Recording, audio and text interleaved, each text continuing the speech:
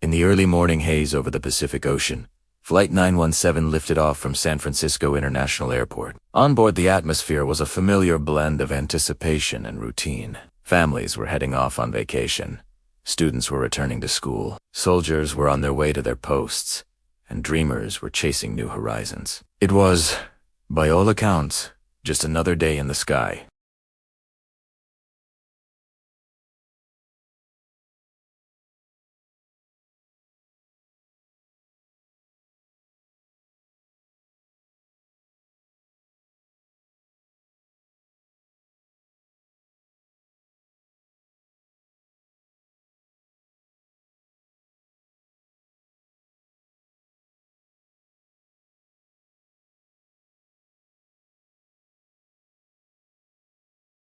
Red lights flashed across the cockpit and in the cabin. Oxygen masks dropped from the ceiling, dangling like ghostly apparitions.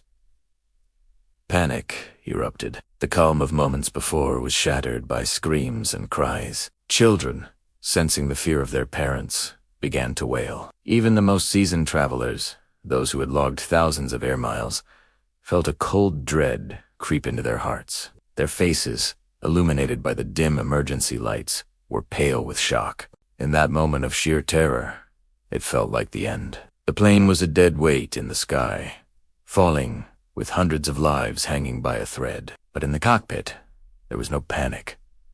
There was only focus. At the controls sat Captain Daniel Reeves, a veteran pilot with decades of experience, flying for major American airlines. His colleagues knew him for his steady nerves and a calm demeanor that could soothe even the most turbulent situations. His hands, weathered from years of gripping flight controls, were firm on the yoke. His eyes, clear and sharp, scanned the instruments, processing a nightmare scenario with chilling precision. Beside him, First Officer Emily Hart was already a blur of controlled motion. Her fingers danced across the control panel, executing emergency procedures with a speed and accuracy born from countless hours in the simulator. She rerouted power, tried to restart the engines, and fed critical information to Captain Reeves.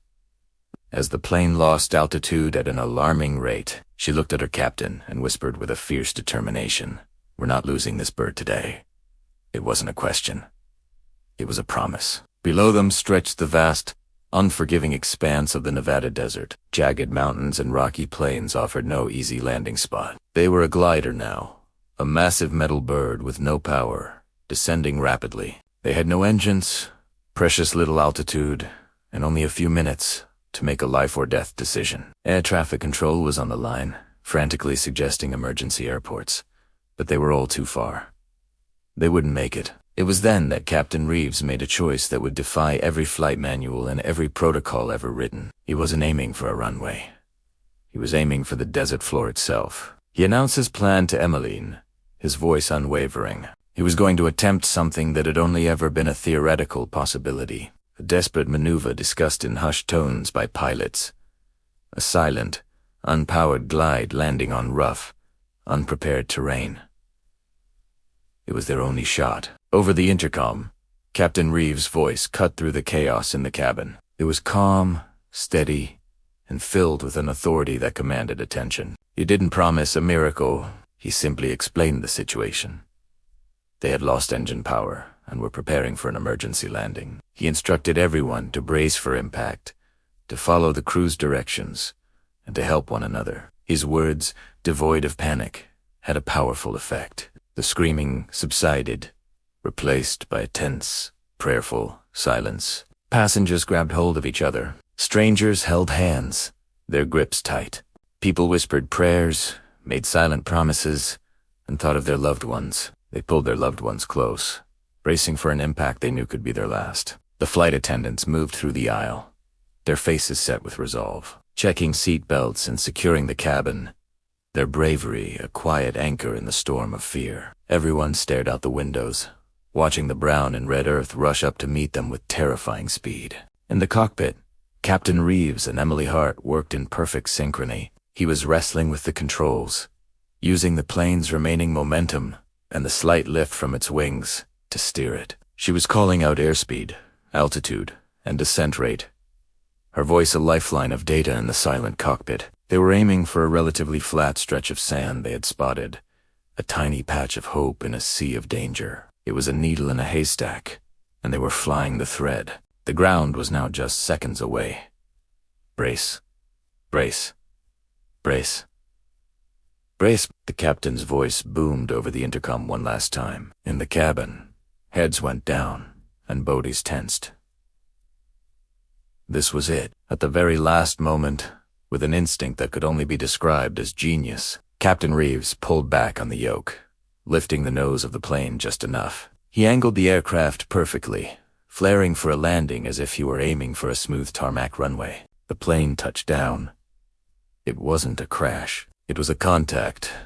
A violent, screeching, grinding contact. The landing gear, not designed for sand, collapsed on impact. The belly of the aircraft slammed onto the desert floor, sending a massive cloud of dust and sand billowing up, engulfing the plane completely. It skidded for what felt like an eternity, a metal beast carving a deep scar into the earth. The sound was deafening, the shriek of tearing metal, the groan of the fuselage, the roar of displaced earth, and then silence.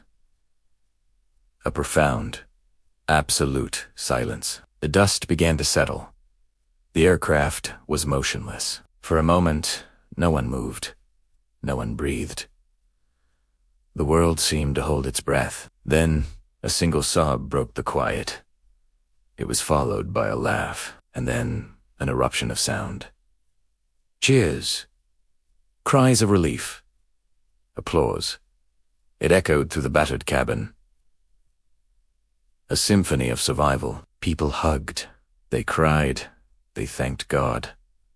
They were alive. Against all odds, every single soul on Flight 917 had survived. The emergency slides deployed, and passengers began to evacuate into the surreal landscape of the Nevada desert, stepping out of a broken machine into the bright morning sun. They stood there, covered in dust, staring back at the aircraft that had been both their potential tomb and their miraculous chariot. The world would soon call it the miracle in the desert. The story of Flight 917 became a global sensation, but the focus was not on the failed engines or the broken plane. It was on the man in the cockpit. Captain Daniel Reeves became a legend overnight. He was hailed as a hero, not for flying a plane, but for his extraordinary courage, his impossible calmness, and his unwavering faith in his ability to bring his passengers home. He didn't just fly a plane that day. He guided 155 souls through the Valley of Death and delivered them safely, writing a new chapter in the history of aviation with nothing but skill, steel nerves, and a heart that refused to give up. Thanks for watching. If you were inspired by this incredible story of survival and heroism, don't forget to like this video, subscribe to our channel, and hit the notification bell so you never miss another story that proves the strength of the human spirit.